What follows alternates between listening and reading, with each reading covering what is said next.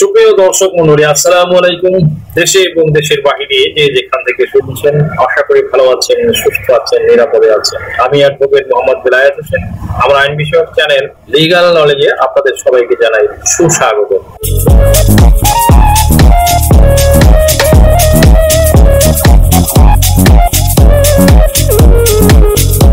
Viewers, legal নলেজের ধারাবাহিক আলোচনায় আজকে যে টপিকটি নিয়ে আলোচনা করব তা আপনাদের জন্য খুবই ইনফরমেটিভ হতে চলেছে। সো ভিডিওটি স্কিপ না করে সম্পূর্ণটি দেখার জন্য রিকোয়েস্ট করছি।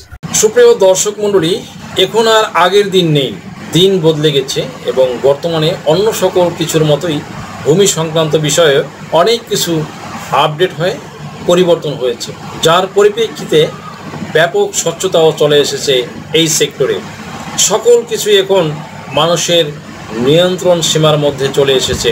মানুষ এখন স্মার্ট ভূমি সেবাগুলোর ঘরে বসেই ভোগ করতে পারছেন এবং সব কিছুই এখন বলতে গেলে এক প্রকার হাতের মুঠোয় চলে এসেছে। তেমনটি ব্যাপার হয়েছে এই জমি রেকর্ডের বেলাতেও, যার কারণে পূর্বের যে রেকর্ডগুলো বাংলাদেশে পরিচালিত হয়েছিল, এই রেকর্ডগুলো অ্যানালগ প্রক্রিয়ায় পরিচালিত হয়েছিল। সেই অ্যানালগ যুগ এখন আর বাংলাদেশে নেই। এখন ডিজিটাল পদ্ধতি চলে এসেছে, চলছে ডিজিটাল যুগ। ভূমি রেকর্ড সংক্রান্ত ব্যাপারেও ডিজিটাল ডিভাইস ব্যবহার করে বিডিএস বা বাংলাদেশ ডিজিটাল সার্ভে কার্যক্রম পরিচালিত হচ্ছে। এমনকি বাংলাদেশের 6টি জেলায় ইতিমধ্যে এই কার্যক্রম পুরোদমে চলছে। এমন অনেক লোক আছে তারা মনে করছে এই বিডিএস জরিপ হয়তো আর কখনো হবেই না। আসলে এই জরিপ কার্যক্রম কিন্তু পুরোদমে চলছে, তারা হয়তো এটা জানে না এবং পর্যায়ক্রমে সারা বাংলাদেশের প্রত্যেকটি জেলায় জেলায় হবে। বিডিএস রেকর্ডটি কিন্তু গুরুত্বপূর্ণ রেকর্ড হিসেবে বিবেচনা করা হচ্ছে, কেননা এর আগে যেসব রেকর্ড করা হয়েছে সেগুলো কোনো রকম ডিজিটাল ডিভাইস বা উন্নত মানের প্রযুক্তি ব্যবহার করা হয়নি। শুধুমাত্র এই বিডিএস জরিপেই establishment of digital land management system প্রকল্পের মাধ্যমে বাংলাদেশ ডিজিটাল সার্ভে কার্যক্রম চলমান রয়েছে। GNSS total survey system, drone, Oracle data ও জিআইএস সফটওয়্যার সহ অত্যাধুনিক প্রযুক্তি ব্যবহার করে দক্ষিণ কোরিয়ার সহায়তায় ইডিএলএমএস প্রকল্পের মাধ্যমে বর্তমানে বিডিএস পরিচালনা হচ্ছে। সরকার সকল জমির তথ্য হালনাগাদ করার লক্ষ্যে নতুনভাবে কার্যক্রম শুরু করেছে। এখন থেকে ভূমির সকল তথ্য আপনি সহজেই অনলাইন থেকে দেখতে পারবেন। এছাড়া বিভিন্ন দেশের উন্নত প্রযুক্তি ব্যবহার করে ভূমি রেকর্ড কার্যক্রম চলমান থাকায় এক্ষেত্রে ভূমি মন্ত্রণালয়ের পক্ষ থেকে প্রত্যেক ভূমি মালিকদের উদ্দেশ্য করে বলা হয়েছে যে তারা জমির প্রকৃত মালিক, আসল মালিক, সত্যিকার অর্থে মালিক, শুধুমাত্র তাদের নামে এই বিডিএস রেকর্ডটি পরিচালিত হবে।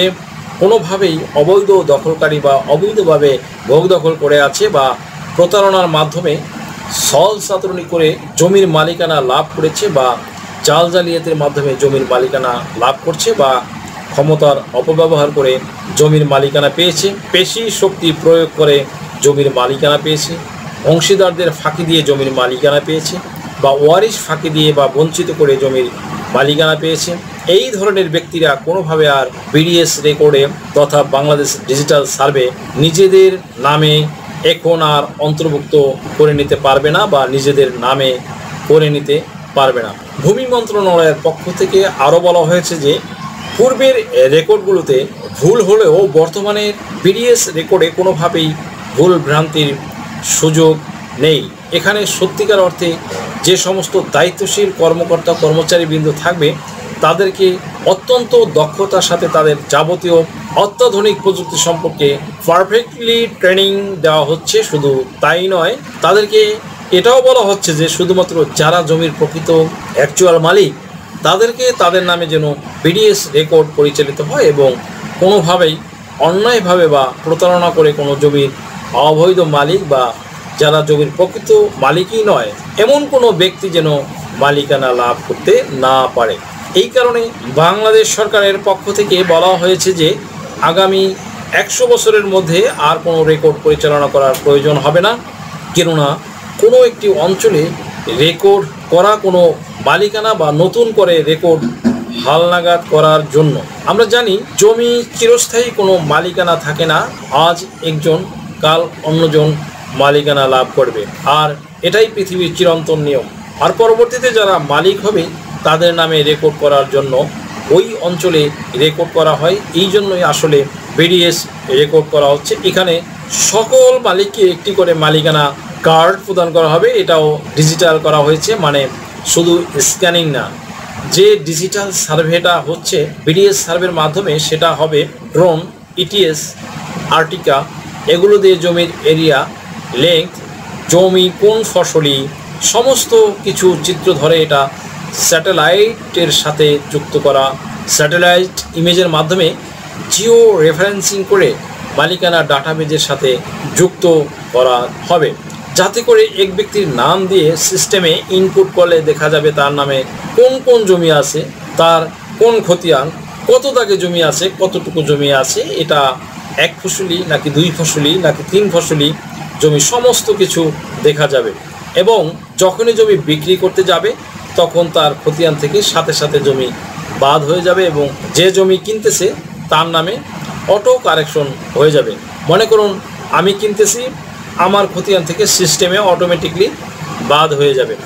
সকল ভূমি মালিককে একটি প্রপার্টি স্মার্ট কার্ড দেওয়া হবে, তাতে করে ভূমি মালিক জমি বিক্রি করলে তার স্মার্ট কার্ড থেকে জমি কমে যাবে এবং ক্রয় করলে জমির পরিমাণ বেড়ে যাবে।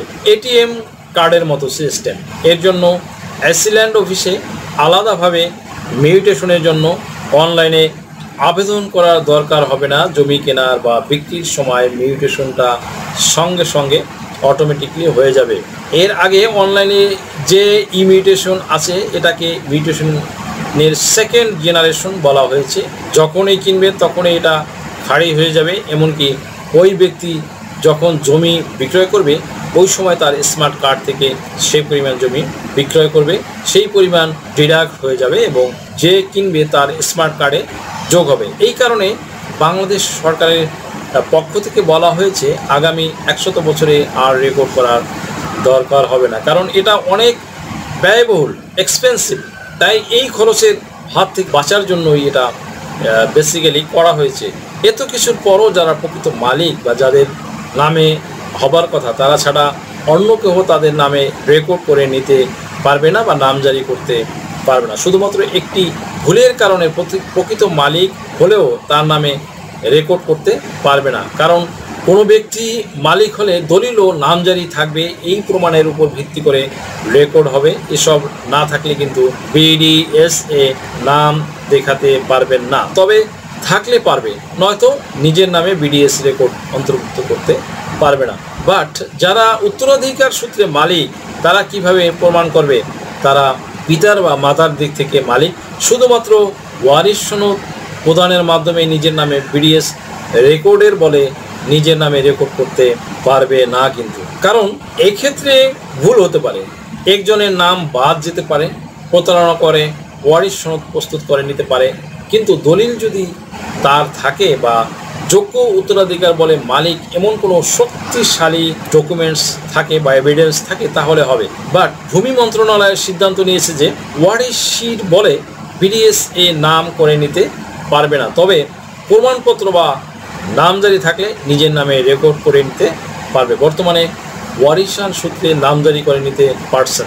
যে উত্তরাধিকার সূত্রে যারা নামজারি করতে চায় তারা নিজেদের মধ্যে বন্টন করে নিতে পারলে, নিজেদের নামে বিডিএস এর রেকর্ডভুক্ত করে নিতে পারলে শুধু সম্ভব। এছাড়া মূলত আরও একটি কারণ আছে, এমন অনেক সময় দেখা যায় নিজেদের মধ্যে কোনো ধরনের বোঝাপড়া নেই, যখন রেকর্ড আসছে তখন এটার যথেষ্ট অভাব রয়েছে, তখন রেকর্ড আসলে কে কোন জায়গা দিয়ে নিবে তখন তাদের মধ্যে একটা ঝামেলা বা কনফ্লিক্ট তৈরি হয়।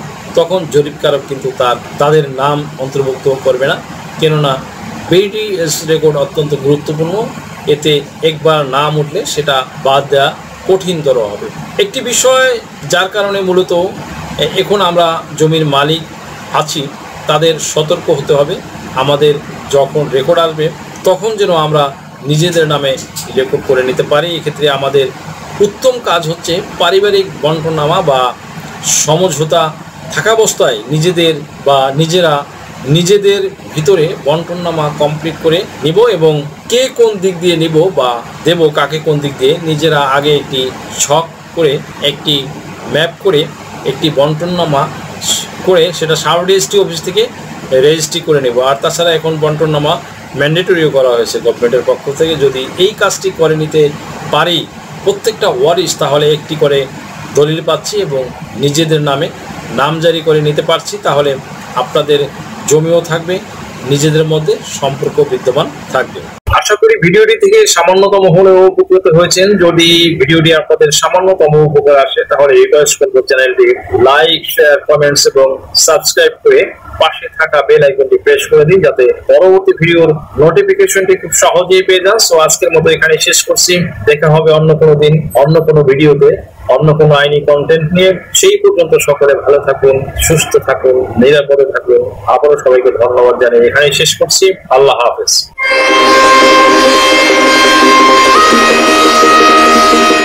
দেশ ও বিদেশ থেকে যে কোনো ধরনের হলফনামা, এফিডেভিট নিতে চান, কাবিননামা, নিকানামা যে কোনো ভাষায় অনুবাদ করে বিভিন্ন মন্ত্রণালয়, ইসলামিক ফাউন্ডেশন থেকে সত্যায়িত করে নিতে চান, শিক্ষা সনদ বা অন্য যে কোনো ধরনের ডকুমেন্ট শিক্ষা বোর্ড, শিক্ষা মন্ত্রণালয় থেকে সত্যায়িত করে নিতে চান, ধর্ম পরিবর্তন করে কোর্ট ম্যারেজ করতে চান, কুরিয়ার, ইমেইল, হোয়াটসঅ্যাপ, ইমো, মেসেঞ্জারিতে ডেলিভারি নিতে পারবেন। তাছাড়াও সরাসরি এসেও নিতে পারবেন। Mobile number 01724583880।